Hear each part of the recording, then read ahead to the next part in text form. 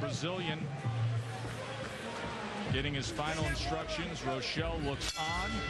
Round number 3 scheduled for 12 here in Kansas City. The local firefighter who has been dealing with the tragic loss of his little boy Diego, wears his name stitched on the front of his trunks, inspired by him, looking to move forward in his career. Both men undefeated. There will be sudden moments in the rounds of this fight. What I mean by that, to our audience at home, De Jesus will carry some rounds with his speed. That left hook was blocked by De Jesus. He will carry some rounds with his ability to move a little bit, his ability to squirt in and out from different places. But then suddenly, and suddenly it will be, where Ramirez will take control with more accurate punching and shake De Jesus, because De Jesus gives you opportunities to shake him. You can see the Ramirez there gives you less opportunities to shake him, Joe.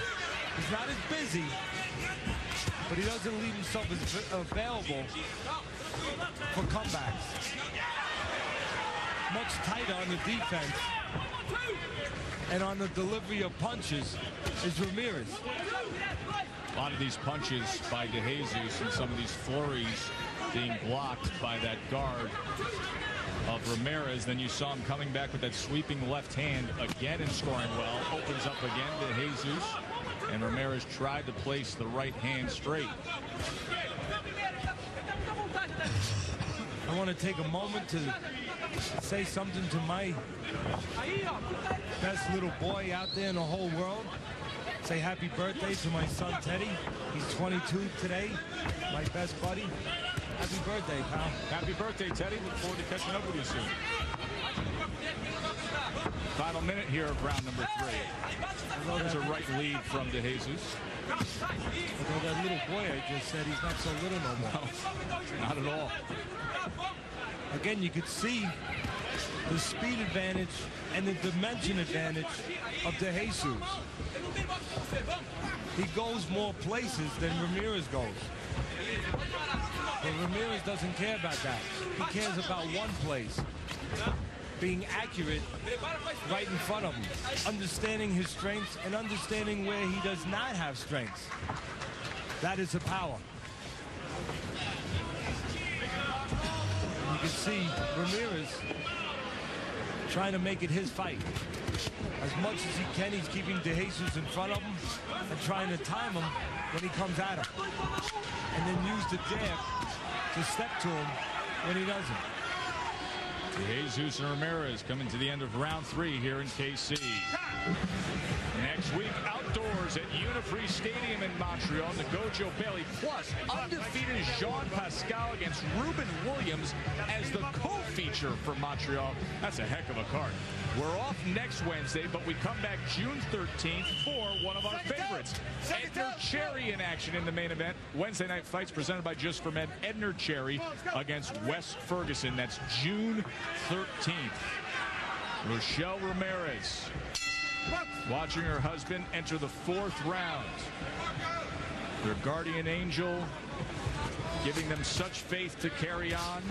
And this such an important night in the career of the Kansas City firefighter who still has dreams of someday fighting for a world title. 24-0 is Marcos Ramirez.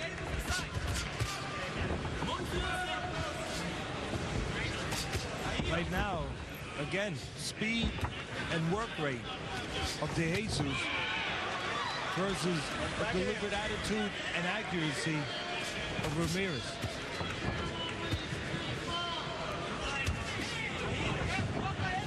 You get the feeling, at least I do when I watch De Jesus in this fight, that he has the ability to be ahead in this fight right up to the moment he gets nailed. Punch up, understand? I guess that falls in line with Ramirez's quote that in some way, somehow, this will be an exciting fight. Let's look at Teddy Atlas's scorecard. Even 3rd round.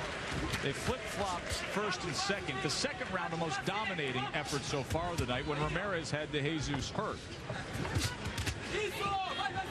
Just watch De Jesus. When he throws his punches, there's just a little bit more width, a little light in between those punches. They're fatter. And fatter usually has a problem with straighter. And right now, Ramirez trying to be straighter. Things heating up a bit here in this fourth round. Good combination moments ago from De Jesus, where he snuck the uppercut after the left and right. Comes in swinging now. That was blocked. That wasn't. The right hand from Ramirez scored. If you want to zero in on a couple punches at home, zero in on uppercuts from De Jesus and zero in on right hands. Although a left hook has landed there by Ramirez. Straight right hand can get inside wide shots. Short right hand as they got away.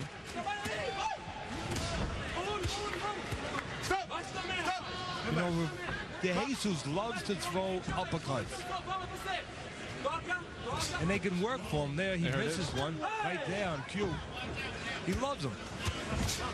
He loves winging shots too. Wide winging right hand that you've been describing. The only problem with loving uppercuts when you're De Jesus, Joe, is that sometimes you're thrown from a little too far away. It could be an effective punch when Ramirez covers up. You can split the guard, but it can be an awful dangerous punch when you throw it from too far away. You can leave an opening. And when you leave an opening, if you're throwing the right uppercut and you're dropping it from too far away, you can get hit a left hook. If it's the left uppercut, you're throwing from too far away, you'll get hit with the right hand.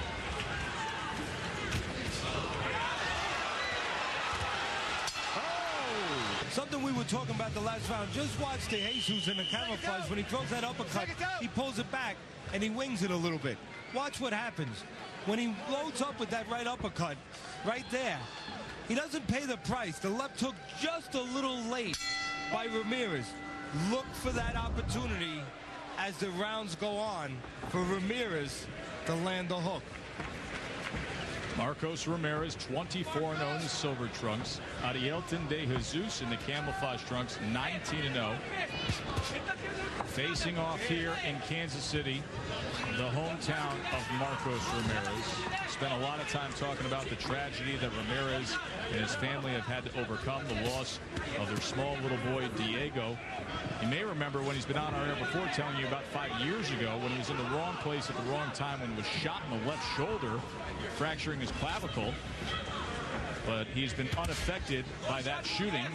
Very, very lucky to survive it and went forward with his boxing career. So he's overcome a lot outside of the ring.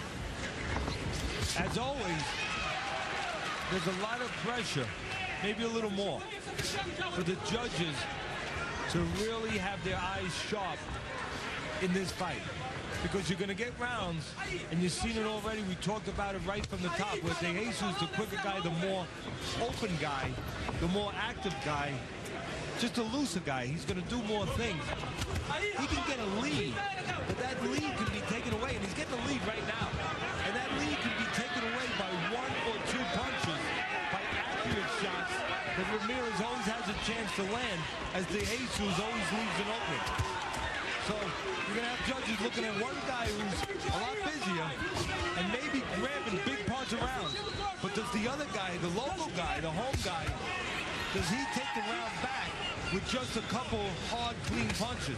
That last round was a good indicator or a good example of what I'm talking about. I thought it was all De Jesus' round for about 3/4 of the round.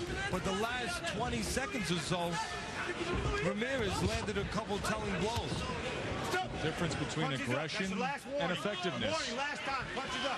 Mike England, the referee, pointing over to the corner of Adailton De Jesus and letting them know that that will be the last warning on the low blows.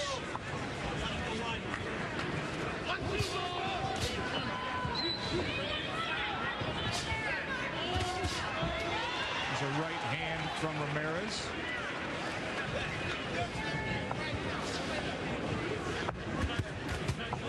Again, if I'm Ramirez, I think I allow De Jesus to do some of my work for me.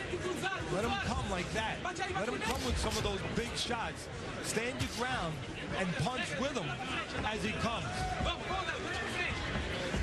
De Jesus will give you opportunities as he comes.